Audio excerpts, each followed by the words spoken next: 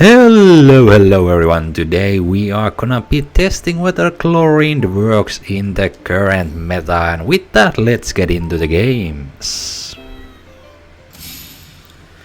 So our first game against the Dragon Whale Chaska deck. Now that deck certainly is in the current meta, as most should know. If you care about the meta, you know that deck is meta.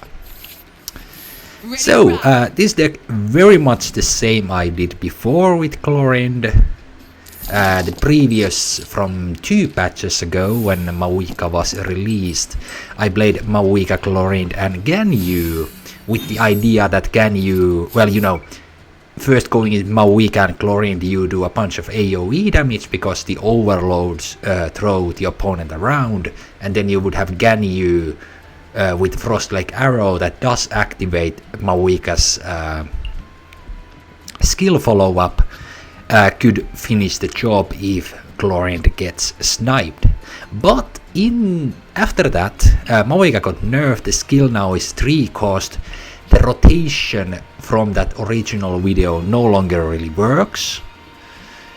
But in the latest patch, Ayaka got buffed in a way that Ayaka's plunging attacks, you could call them plunging attacks, but to make it easier to understand, Ayaka's plunging attacks now deal +1 damage twice per round. It's not actually a plunging attack because unlike plunging attack, you have to be your first action after switching to a character, then doing a normal attack. That is considered a plunging attack. Ayaka's new passive skill buff means that the first normal attack after switching to Ayaka does +1 damage, meaning you could do skill, then a normal attack, and the normal attack would still be buffed by that +1. But all you really need to know with the passive skill change is that Ayaka's, once per round, Ayaka's normal attack deals +1 damage. And we are going to get why Ayaka is here a little bit later.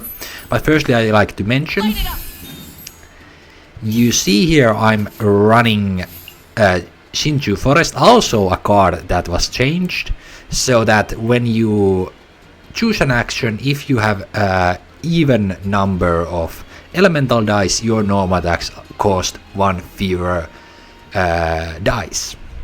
I thought it would be a good addition to this deck, but also I realized it's really hard to get a timing down for this card so that you actually get value from it, because most of you can already guess by the rest of my cards. This is very much you just go in and you attack with normal attacks after normal attack each and every round. So in paper, this Shinju Forest seems like a good addition, but the fact that you first have to invest 2 dice and then do 2 normal attacks to get any value from Shinju Forest means that it's hard to time the correct placement or correct time to place this card down, and considering Clorinde already discounts the normal attacks when in the skill state, night vigil state, it makes it actually hard to utilize Shinju Forest with Clorinde. So in this first, I think in couple of matches I'm running Shinju Forest, but I quickly changed them. There are also some other changes throughout these replays you might notice in the deck, but I'll be sure to mention them. Your wishes.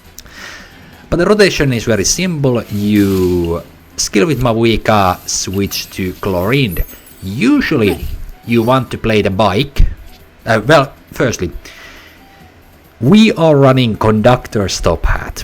If you have Conductor Stop Hat in your starting hand, play that on Clorinde and pick the 3 cost bike with Mavuika. If not, pick the 2 cost bike, play the 2 cost bike on Mavuika, and round 1 what you want to do is skill +2 normal attacks with Clorinde.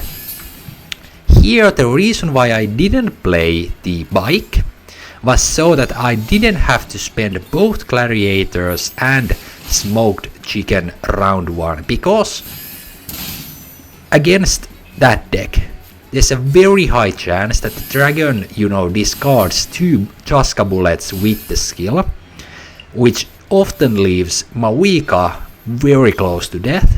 So close in fact that when the dragon uses a burst, Mavuika often dies.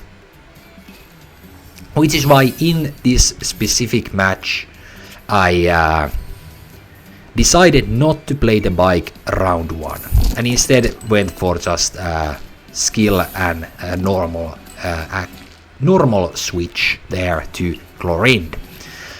Also, with this deck, of course, you always want to play the bike if you have bad dice, because what you really need with this deck, 3 pyro dice per round. To be exact, with the standard Mavuika Clorinde rotation, all you need round 1 and all the subsequent rounds, 3 pyro dice, 1 electro dice, and that should be enough. So always, when you roll your dice, always prioritize pyro dice. You always want to have 3, because each round you ideally redo a Mavuika's skill, or you burst Mavuika, usually round 3. You can burst Mavuika. Our opponent here going for Chaska's technique instead of the dragon, which in my opinion is very surprising. Like, why wouldn't you just stay with the dragon? The dragon is better than Chaska. Chaska is like the back office. If dragon gets sniped with that deck, then you go to Chaska and try to do the technique. But as long as the dragon is alive, just stay on dragon. Also, that deck uses the that arcane card, the Edict of Absolution. So they shouldn't even fear like overloads. Like what they did there, I force switched them from the dragon back to Chaska. Like, they shouldn't fear that. They should just play the arcane card the moment the dragon takes damage and still sit on the dragon. But our opponent here does not do that. So now you may notice last round we only did 1 normal attack with Clorinde. There are 2 reasons for that. First, once again, I didn't really want to spend all of my resources just to take out Chaska so that they would end on Whale that could immediately do big damage on the Clorinde. Secondly, Mavuika now has burst, as well as 1 Nightsoul blessing, Nightsoul point left, meaning that if they just do something with Chaska, I can use the technique and kill Chaska with Clorinde. Alternatively, if they now switch to dragon or normal, I can use Mavuika's burst, regain 1 Nightsoul point, as well as get the Crucible of Death and Life, because it is named oddly. Our opponent here, Gilded Dreams is not way to go. You should tune all of your cards, my guy. If you have bad dice, you should tune your cards, not play things like Gilded Dreams. Because 13 HP normal means that I'm not going to take out normal here. No way. Here you see we got the Conductor's Top Hat, so of course, because we have the 3-cost bike in hand, we equip the Conductor's Top Hat, use the technique on Mavuika, which discards the bike, taking out Chaska and forcing the opponent onto normal. Into the shadows. The damage to normal here isn't big, but because we now are in the night visual state, it's nothing too bad. Now we see the time to strike, because now remember they have the Edict of Absolution still there, and the follow-up from Mavuika means that the dragon can now be taken out by a skill or a burst. Of course, this way also we don't lose any value with Mavuika here, since she is taken out right here. Into the shadows. We redo a skill, because now the resources we have saved allow us to get a bunch of Bond of Life back onto Clorinde here, meaning that no matter what our opponent does at the start of the next round, Clorinde can immediately heal.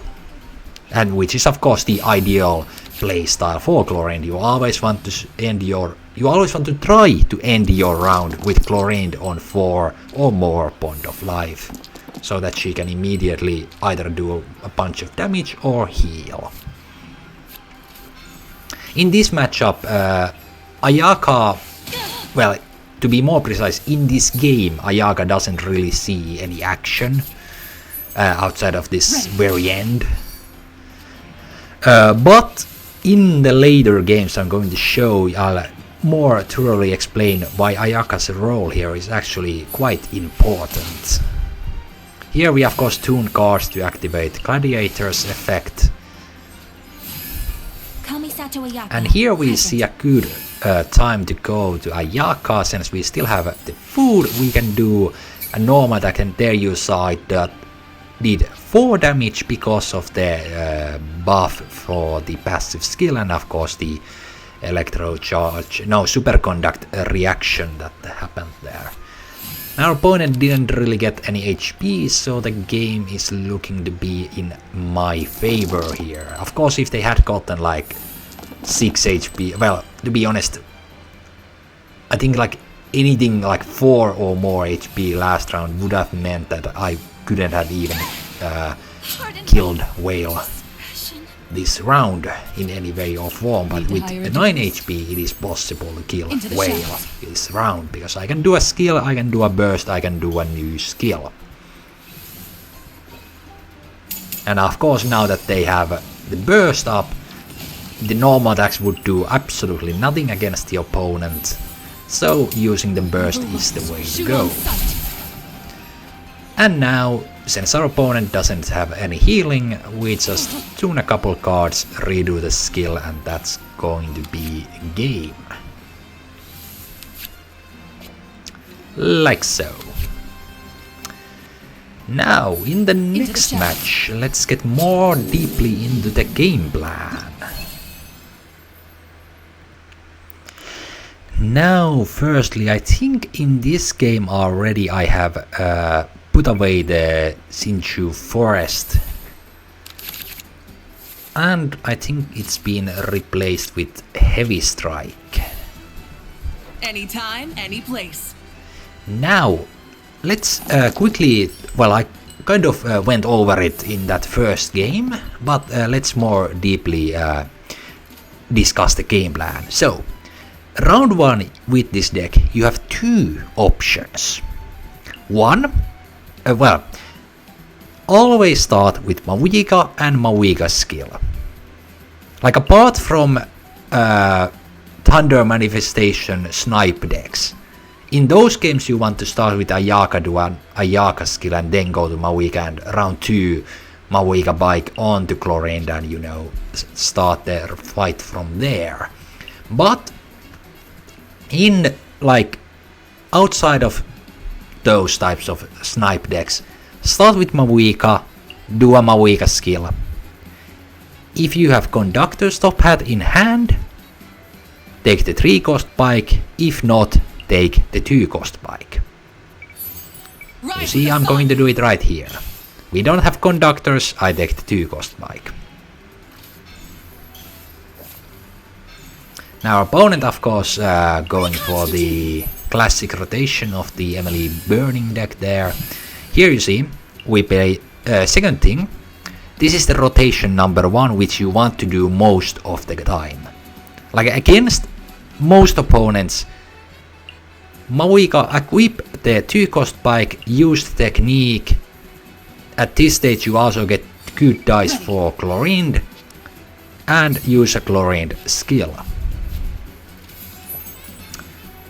Now in this very specific case, because we only have gladiators and I don't want to end my round on Clorinde, simply to avoid some of the damage from the summons, we play the Heavy Strike, we play the Arcane card, and we are going to play gladiators. But if possible, thanks to cards like Science of Canopy or well, multiple gladiators or whatever discounts you can get into your starting hand. You want to do 2 normal attacks with Clorinde round 1. This is so that you have the 4 Bond of Life, and at the start of round 2 you can immediately redo Mavuika's skill. Ready to ride. Of course, in this matchup, because there's no way we can do more attacks, we simply go back to Mavuika so that we can do the technique to fix some of our potentially bad dice. But we happen to get more than enough good dice considering we have the bike equipped, and we also get lucky in this matchup with the Phlogiston card in hand, because now we don't have to worry about the Mavuika's Night Soul Blessing State running out before we've done 2 normal attacks with Clorinde. Also, you saw there I played Boar Princess because the 2-cost bike has 2 usages, and after the second usage on round 2, it's always nice to get that extra dice back with Boar Princess. Also, this way you can play mind games with your opponent as to how many dice are you actually going to get round 2. Now here we get to take out Lini, which is very nice for round 2. Well, to be honest, overall against that deck it is very nice to get Lini out of the game, because outside of Kinish, Grapple prepares from Kinish, Lini is the second big damage dealer with the prop surplus stacks and the skill. Of course, having the... Actually, there was an odd, like... I don't know why our opponent went to Emily, then switched to Kinish, because they know I was going to overload anyway. And it would have been better for them to, you know, do a Kinish skill there. I don't know why they did what they did there. Ready to ride. And I think that is why they are going to lose this game, you know, some spoilers here, but... Light it up. And you can see here, because we had 4 Bond of Life on Clorinde, there was no need to do anything more with Clorinde, so we switch back to Mavuika and redo the skill. We would have used the burst with Mavuika if we had the dice, but we did not. Which is why we did the skill instead. Now, of course, even though we now have conductors in hand, there's no reason to keep it. Play it. Because we only have the 2-cost bike. Discarding this doesn't give us anything. And considering that there's no point redoing Mavuika's skill just to get a card to be discarded by the conductors, we are simply going to play Science of Canopy and the 2-cost bike and go to Clorinde. Into the shadows.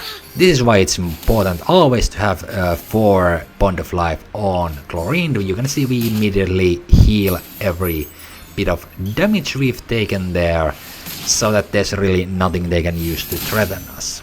Now here, of course, unfortunately, our overloads... I mean, I could have used a burst to Emily, but even in that case, our opponent...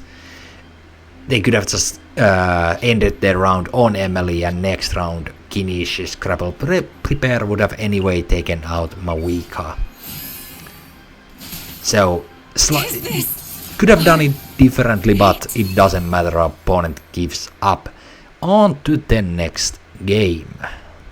Now in that last game, the Mavuika Clorinde rotation was well presented and shown, but in this game you are going to see why Ayaka can do quite a lot, and why Ayaka is a good addition to this deck after the latest buff to the passive skill. So, what you want to do? Firstly, you can see here.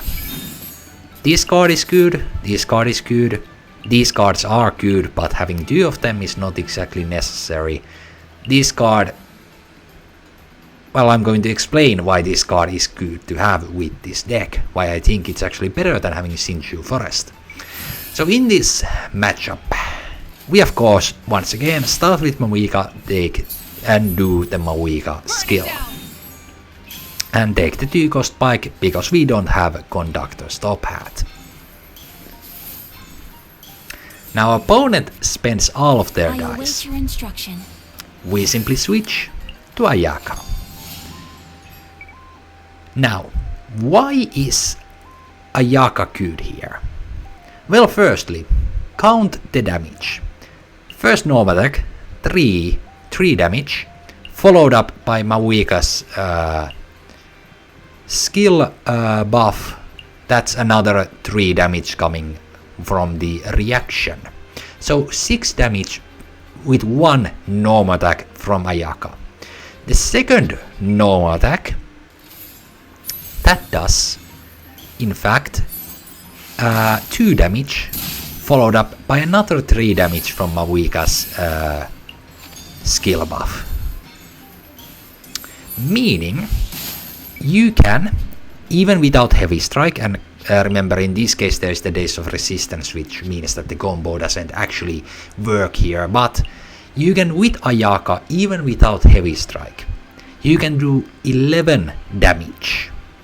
Compare that to the standard Clorinde rotation, which is taking the 2-cost pike with Mavuika and doing 2 normal attacks with Clorinde.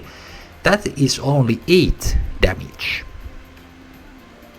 So if you want round 1 to snipe, for example, opponent's Raiden, opponent's Xin Yan from their Pep deck, or anything really, that is worth sniping round 1, like a Bennett, for example, like Ian-san, if you have heavy strike, just go to Ayaka and do 2 normal attacks.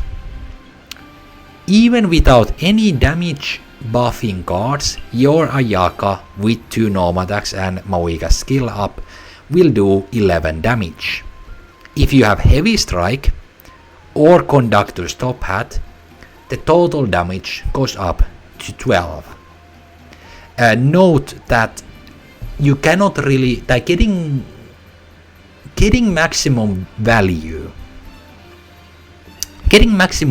from heavy strike round 1 is a little difficult, because you need to have multiple multiple normal attack discount cards, as well as some other cards like you need to have very specific cards in your starting hand to get value from heavy strike fully. But getting to that 12 damage, with just the +1 from heavy strike, that is easy. Anytime, and of course with Conductor, because you are discarding the 3-cost pike, that immediately does 1 pyro damage, so the +1 damage from Conductors comes from there, meaning that even with Conductors you can do the same 12 damage round 1. Meaning that you can basically snipe any character if the opponent is careless. Of course, this rotation is not actually as good as the Clorinde rotation, because Clorinde is self-sufficient. Because from round 2 onwards, your Clorinde should end their round with 4 points of life, meaning that your damage from each round goes from the standard 8 to the standard of 12 damage per round. And if you count the damage. So round 1 with Clorinde you do 8 damage. Round 2 you do 12 damage and heal 4 HP. And the same goes for all following rounds, as long as Mavuika is Mavuika and Clorinde are both alive. But anyway, in this game I wanted to specifically showcase that you can absolutely just go to Ayaka and use Ayaka to take out the opponent characters.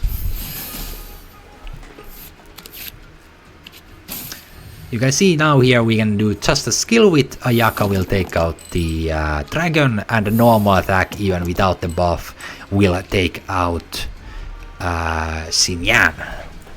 Of course, a Pep itself is still healthy, but they only have one stack for the Pep buff, so there's nothing really to worry about here. Of course, looking for gamblers there, and we luckily get it. So we follow it up with a skill and take out the dragon.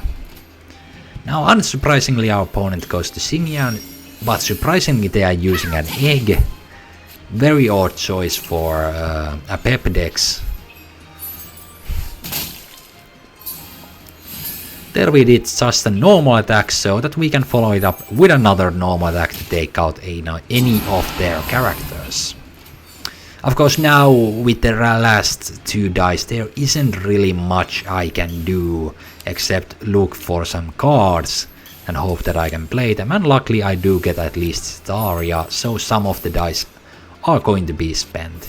Here I decide not to play the Gladiator because I wouldn't get another strike from Ayaka unless, well, I got like Boar Princess and another free artifact from Zetaria, which was very unlikely. And anyway, just wasting one dice isn't that bad. Here our opponent finally takes out Ayaka. Of course, if they didn't, I would just redo Ayaka's burst. But that is not a big deal, we have full stacks of Mavuika's burst here, so we are of course going to go for that. Tuning the cards of course is no trouble at all, since we have Zetaria on the field.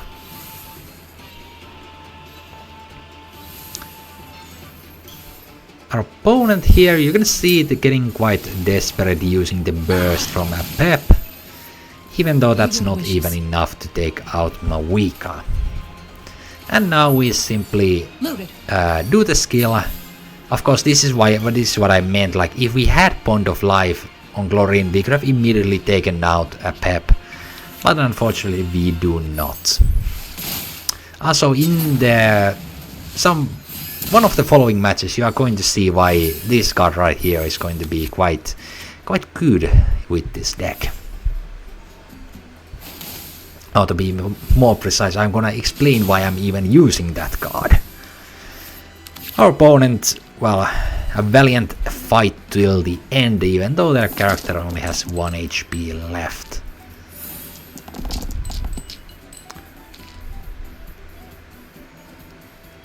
So they are, of course, trying to look for whatever they can to switch the situation around. I didn't, by the way, actually know. You can see in the replay what cards Melusines give your opponent. Haven't really checked that before. Well, on to the next match. So, I think now is a good time to point out the flaws of this deck. Firstly, it is not as good as I make it seem in these replays. I did lose quite a few matchups, and there are quite a few hard counters I run into with this deck. For example, any deck that can do big single target damage is really good against this deck, because they can take out Clorinde almost immediately. Secondly, I should say all stall decks are good against this deck, because if you are not able to get a snipe with Ayaka round 1, the stall deck is most likely going to win. Shadows. And of course, against a stall deck, going with Clorinde is always the more dangerous choice, because you do AoE damage because of the overloads. And of course, stall decks are very good at healing AoE damage. But here you actually see why the this thing, 4-leaf Sigil, is actually very good. Because as you may have noticed here, many times after doing 2 normal attacks with Clorinde, you end up with 0 dice left. Which means next round, if you want to redo Mavuika's skill, you have to switch back to Mavuika and then back to Clorinde. Of course, changing shifts solves this problem, which is why we have them. But in addition, we have another card that free switches you to a character you want, which is right here, the 4-leaf sigil. Play that round 1 onto Mavuika, and all following rounds you will start your round with Mavuika. Now I would like to point out one flaw with the 4-leaf sigil card. If you play a second 4-leaf sigil, I have 2 copies of the cards in this deck. If you play a second 4-leaf sigil, the previous one does not disappear. For example, I lost one game because I had a 4-leaf sigil on Mavuika, who I wanted to keep alive. I played another 4-leaf sigil on the Clorinde, who was my active character, thinking that playing a new one removes the old one from the field. That was not the case. The old one remained on Mavuika, and most likely because Clorinde was the active character, the 4-leaf sigil on Mavuika took priority over the one I played on Clorinde, meaning it switched me to Mavuika so that next, well, I don't have that replay unfortunately saved, but following that Mavuika got killed and I lost the game because I was no longer able to do enough damage to take out the opponent's remaining characters. But to put it simply, usually playing the 4-leaf sigil is completely fine, because most games Mavuika is anyway going to get taken out round, usually at the start of round 3 Mavuika gets taken out, and if she does not get taken out, you usually can do the burst with Mavuika, and after that she gets taken out. But yeah, so the 4-leaf sigil actually coming in very useful with this deck. And I mean, it's very good when your opponent is not threatening, you know, big damage. Because against summon decks, you most of the time end your round before, well, after your opponent. Meaning that the 4-leaf sigil activates after the opponent's summons have all done their damage on the Clorinde. And Clorinde, of course, being able to heal herself, doesn't really mind that. And then the card just simply switches you to Mavuika, you can redo Mavuika's skill and you save that 1 dice from switching characters. But yeah, this matchup, even though it seems our opponent is playing a Melusine sword deck, I want to point out this here. You can see our opponent has what, 988 HP plus the shields plus healing from Shilonen's burst. This is a very bad matchup. Like any style deck that has any form of shielding or healing is a bad matchup. But against other aggressive decks, this deck is good against other aggressive decks. Like the only exception are like the Thunder Manifestation snipe decks. Those are the only exception to like matchup that this deck is good against. Because Thunder Manifestation snipe decks, you actually have to be mindful of how much damage the opponent can actually do to your characters. But even like, to give an example, if you are aware of the Signora Manifestation Frost Operative deck, like for example against that deck, this deck actually works, because round 1, if your opponent goes for the operative skill followed by manifestation skill, just start with Ayaka and do Ayaka skill, then go to Mavuika and do Mavuika skill. Ayaka takes the damage, Mavuika and Clorinde are still alive. Round 2, you can just overload them and mess up their rotation.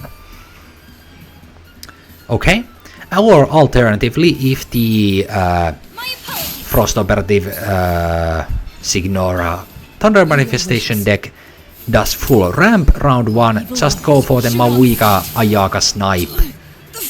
If your opponent is smart, in that case, they of course start their round on Signora, which of course with the revive doesn't get taken out. But if they start with Frost Operative and do full setup, you can snipe the Frost Operative because it only has 11 HP. And like mentioned, you don't need any additional damage cards for the Mavuika Ayaka combo to do enough damage, because it's 11 HP standard, or 11 damage, the standard rotation with Mavuika Ayaka round 1. But here you get to see why Clorinde is truly the more important character out of these two. Because Clorinde has the self-sufficient kit. Clorinde can heal herself.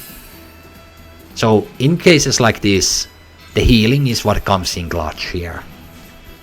If I just sat on Ayaka, Ayaka would probably be already dead here, but I await your instructions. of course we do take advantage of Ayaka's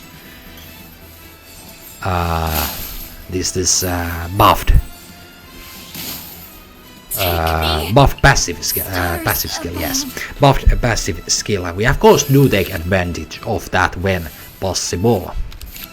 And you can see here now our opponent is in big trouble. I do think this game could have ended very differently if our opponent got their Melusine sword.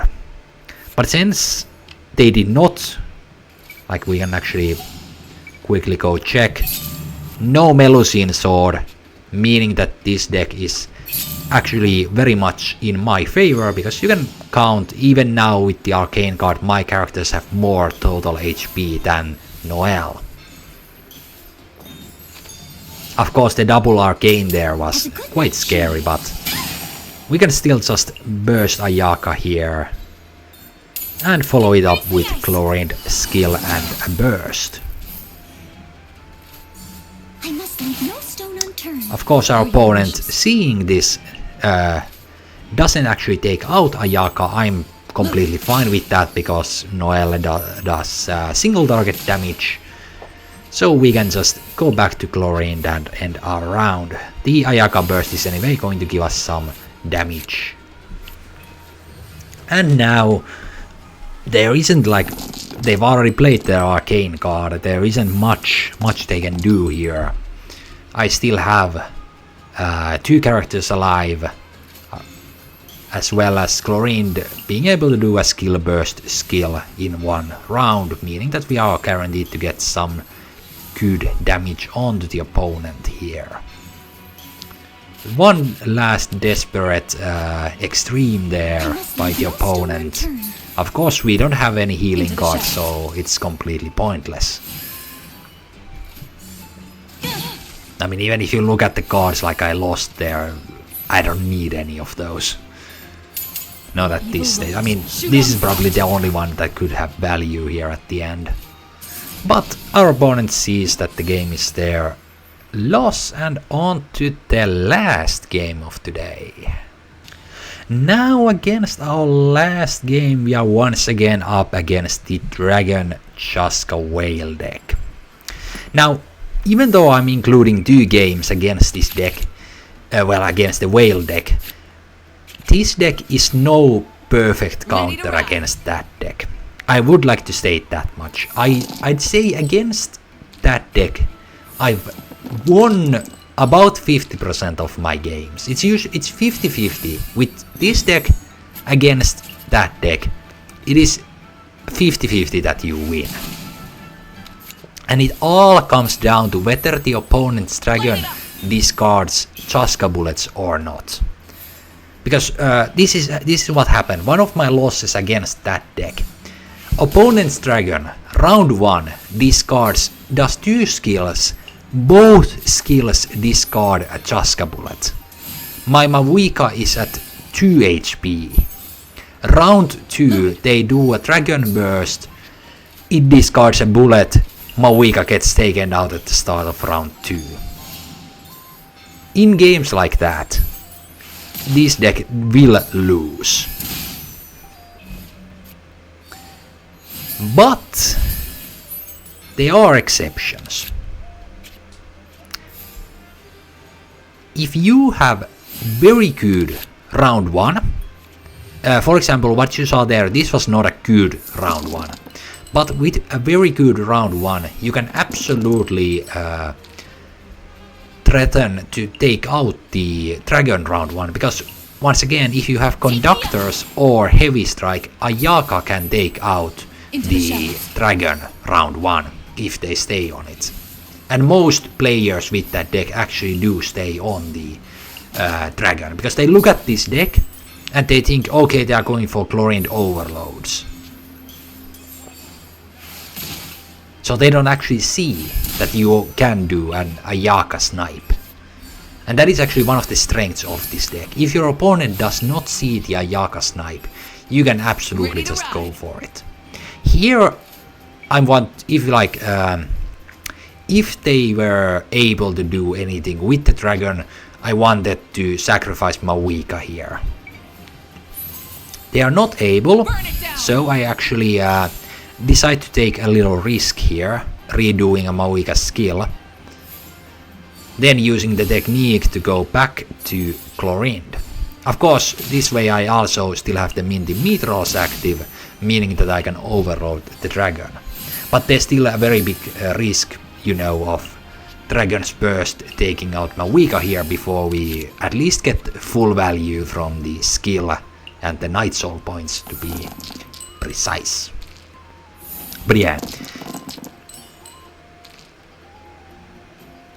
like mentioned, I want you to keep in mind this deck is no perfect counter against the Dragon Whale deck, but when it works very well. Like in this situation, our opponent hasn't gotten almost any HP on the Narwhal, Dragon is almost dead, and they are only now getting resentment stacks, and they get unlucky, no Chaska bullets with the Dragon's burst, meaning that the Mavuika Night Soul follow-up will allow Clorinde to take out the dragon. Like so.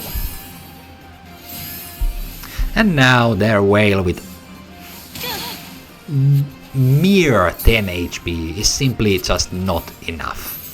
I mean, look at the dice I have left. And I have Cetaria on the field. Into the shadows. I can almost take out dragon this round. Anytime, And in fact, I can, because I have Mavuika's burst with full stacks. And with that, we've come to the end of the video. I'll see you all next time.